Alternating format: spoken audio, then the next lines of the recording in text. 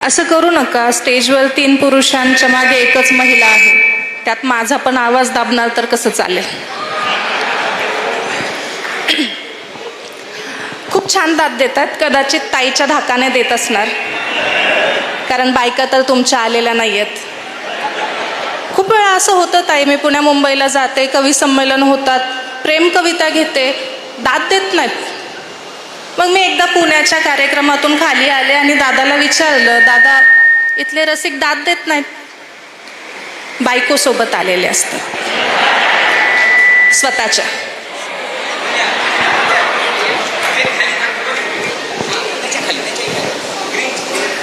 Okay, तरी तुम्ही भरभरून दाद देतात. कौतुक आहे तुमचं. खूप वेळ न घेता ताईंना सर्व कविता ऐकायच्या म्हटल्यानंतर एक कविता घेते. कवितेचं शीर्षक आहे मला आई व्हायचं नाही. जेव्हा हे शीर्षक ऐकतात तेव्हा बरेच लोक ताई मला येऊन भेटतात की तुला आई का नाही व्हायचं. तर मला बायोलॉजिकल आई व्हायचं आहे. पिढीनं पिढी शिकवलेली आई, परंपरागत शिकवलेली आई, जिने आम्हाला फक्त कॉम्प्रोमाइजेस आणि सॅक्रिफायसेस शिकवले, ती आई मला व्हायचं नाही आहे. की बाईचं जीवन अवघड असतं इतकंच आईनं सांगितलं. बाईचं जीवन अवघड असतं इतकंच आईनं सांगितलं. ऐकून मीही आई झाले आणि कधीच काही नाही मागितलं. ज्या वाटा आई गेली मी त्याची पाईक झाले. ज्या वाटा आई गेली मी त्याची पाईक झाले. धर्म, संस्कृती, इज्जत सारे माझ्या पदरी आले. लेक घराची अस्मत असते बाबा नेहमी सांगायचे. लेक घराची अस्मत असते बाबा नेहमी सांगायचे. मी मुक्याने मान डोलवी, कधीच काही नाही मागायचे. टी व्हीवरती काय बघू, शाळेत घरात कसे वागू, मोठ्याने तू हसू नको, पुरुषासारखी बसू नको. खेळ खेळ भातुकलीचा, प्रेमाचा आणि आपुलकीचा, सावित्री आणि सीता हो, त्यांच्यासारखं जगायचं. मी हसून हो म्हणाले, कधीच काही नाही ना मागायचं. माझी दुनिया माझे घर मी काय शोधायचे. माझी दुनिया माझे घर मी काय शोधायचे. कट्ट्यावरती हुल्लड घालता मुलं रोज बघायचे. मुजोर वारा कधी उरी झिम्मा घालत दाटायचा. मुजोर वारा कधी उरी झिम्मा घालत दाटायचा. रोम रोम तुटताना सूर्य कवटाळू वाटायचा. माझं मी पण मला बोचतं मी कधीच सांगितलं नाही.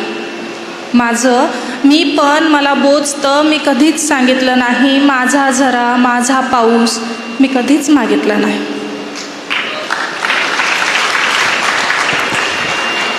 कधी वाटे बंध तोडून मोकळे होऊन जरा जगू. कधी वाटे हे बंध तोडून मोकळे होऊन जरा जगू. आई पण जरा राहू दे, बाबा होऊन का बघू.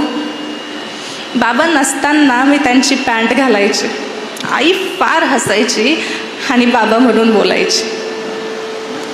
वेळ प्रसंगी पुरुषासारखी उभी असतेच ना बाई.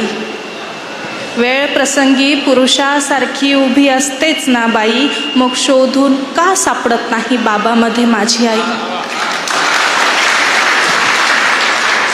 या स्त्री पुरुष समानतेच्या रोजच शिकते भाकड कथा. या स्त्री पुरुष समानतेच्या रोजच शिकते भाकड कथा. कोमल चेहऱ्यावर ॲसिड फेकलं तो हात कुणाचा होता. मी विश्वाची जननी आहे मला रोज कळते. मी विश्वाची जननी आहे मला रोज कळते. मग स्टोच्या भडक्याने बाईच का जळते. तुमच्या पोथ्या तुमचे नियम तुमचे सारे चमत्कार. तुमच्या पोथ्या तुमचे नियम तुमचे सारे चमत्कार. भाषणांनाच ऊत येतो जेव्हा घडतात बलात्कार. वर्गामधला गुरुसुद्धा कोपऱ्यामध्ये नर होतो. वर्गामधला गुरुसुद्धा कोपऱ्यामध्ये नर होतो. गरज नसताना पाठीवरती शाबासकीची थाप देतो. संस्कृतीच्या नावाखाली माझे अंग अंग झाकतात. संस्कृतीच्या या नावाखाली माझे अंग अंग झाकतात आणि उंच महाली कला म्हणून कोठ्यावरती उघडं बघतात.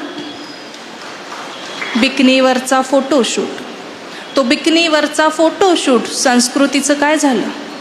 तो बिकनीवरचा फोटोशूट संस्कृतीचं काय झालं. व्यापाऱ्याचा माल विकण्या तुम्ही तिला नागडं केलं. स्त्री स्वातंत्र्याचा खेळ सारा मलाही आता कळतो आहे. हा स्त्री स्वातंत्र्याचा खेळ सारा मलाही आता कळतो आहे. बाप, भाऊ, पती, प्रेमी कोण बनून छळतो आहे. माझ्यामध्येही उफनते एक नदी, माझ्यामध्येही उफनते एक नदी. बांध तोडून वाहिले तर हाहाकार माजेल. अन बाईनं मायेची ऊब देणं बंद केलं तर त्या सूर्यालाही थंडी वाजेल.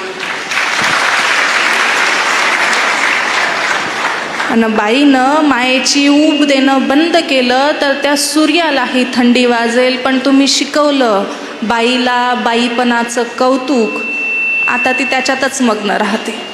पण तुम्ही शिकवलं बाईला बाईपणाचं कौतुक, आता ती त्याच्यातच मग्न राहते. आणि तुमच्या सडलेल्या संस्कृतीचं प्रेत ती पदरात लपवू पाहते.